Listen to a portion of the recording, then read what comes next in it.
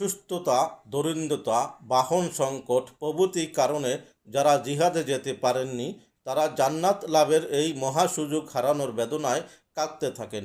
উলবাহ ইবনু জায়েদ রাদিয়াল্লাহু তাআলা আনহু সারা রাত সালাত আদায় করেন আর কাঁদেন, হে আল্লাহ, আপনি জিহাদের নির্দেশ দিয়েছেন এবং তাতে উৎসাহিত করেছেন, কিন্তু আমার তো কিছু নেই যা দিয়ে আমি আপনার রসুল সাল্লাল্লাহু আলাইহি সাল্লাম এর সাথে যাব।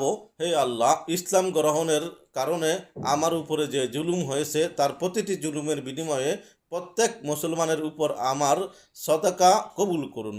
ফজরের সালাতের পর রসুলুল্লাহ সাল্লাল্লাহু আলাইহি সাল্লাম সবার উদ্দেশ্যে বললেন, আজ রাতে সদাকাকারী কোথায়?